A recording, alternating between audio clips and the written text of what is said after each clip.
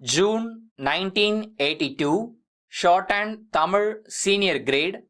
Get ready for the dictation. 10 seconds. 5 seconds. Start. தலைவர் அவர்களே, இந்த இடத்தில் நடைபெறும் நிகழ்ச்சியில் 20 ஆண்டுகளுக்கு பிறகு நான் பெருமகிழ்ச்சியுடன் கலந்து கொள்கிறேன். 20 ஆண்டுகளில் இந்த ஸ்தாபனம் எவ்வளவு வளர்ச்சியுற்று இருக்கிறது என்பதை காண்பதில் நான் மகிழ்ச்சி அடைகிறேன். ஆயிரக்கணக்கான குழந்தைகள் படித்து முன்னேறுவதற்கான வாய்ப்பு இங்கே ஏற்பட்டிருக்கிறது. இன்றைய தினத்தை நீங்கள் ஸ்தாபகர் தினமாக கொண்டாடி இருக்கிறீர்கள். அவ்வை இல்லம் என்ற இந்த ஸ்தாபனத்தை நிறுவிய அம்மையார் அவர்களை நான் சிறுவயதாக இருக்கும் பொழுதே சந்திக்கும் வாய்ப்பை பெற்றிருக்கிறேன். அம்மையார் அவர்கள் மகாத்மா காந்தியடிகள் கைது செய்யப்பட்ட பொழுது அதை எதிர்த்து தமது பதவியை ராஜினாமா செய்தார்கள்.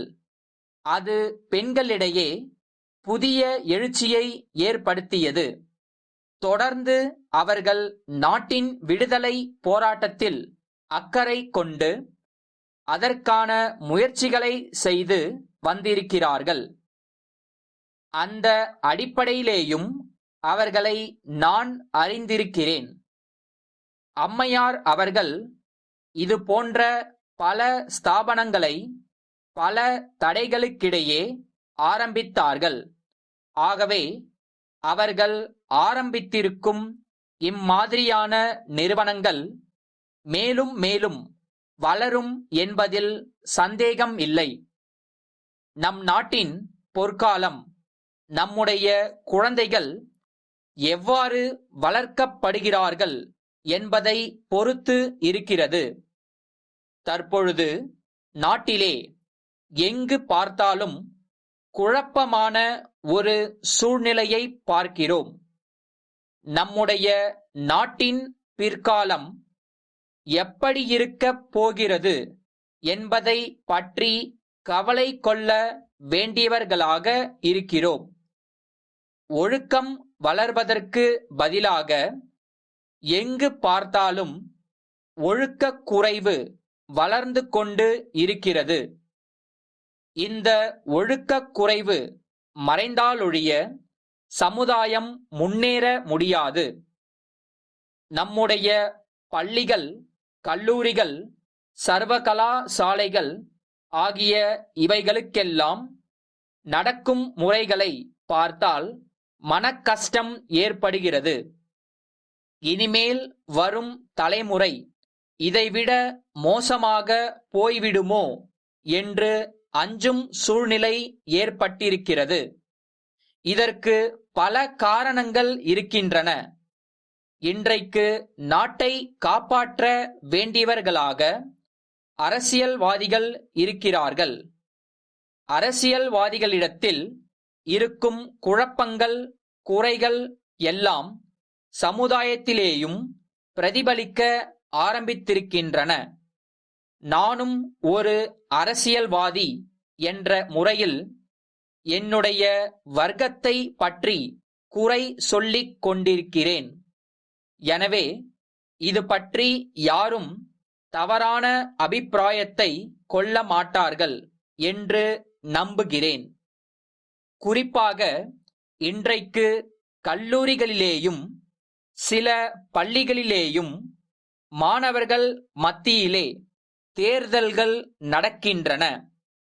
அதிலேயும் அரசியல் வந்து விடுகிறது. இதனால் சிறு வயதிலேயே அரசியல் குழப்பங்கள் அவர்கள் மத்தியிலே ஏற்பட்டு விடுகின்றன. நம்முடைய குழந்தைகள் நல்ல முறையிலே வளர்ந்து நமக்கு பின்னாலே நம்மை விட திறமையாக பிரச்சனைகளை சமாளிக்கும் அறிவையும் திறமையையும் பண்பையும் பெற வேண்டுமானால் கல்வி நிலையங்களிலே நாங்கள் அரசியல் கட்சிகளை புகுத்த மாட்டோம் என்று எல்லா அரசியல் கட்சிகளும் உறுதியான முடிவுக்கு வர வேண்டும். நாகப்பட்டினம் தெற்கு தெருவிலுள்ள கோவிந்தராஜன் நாகர்கோவில் மேற்கு கடைவீதியில் உள்ள வடிவேலனுக்கு எழுதும் கடிதம். ஐயா, தங்களுடைய வியாபார ஸ்தாபனத்திலிருந்து 2000 தேங்காய்கள் அனுப்புமாறு நான் கேட்டிருந்தேன். திருமண நிகழ்ச்சிக்காக அந்த காய்கள் தேவைப்படுகின்றன. இதற்கான உத்தரவை கொடுப்பதற்காக நான் நேரில் வந்தபொழுது எல்லா தேங்காய்களும் சமமான அளவில் இருத்தல் வேண்டுமென்று வலியுறுத்தி விளக்கி கூறியிருந்தேன்.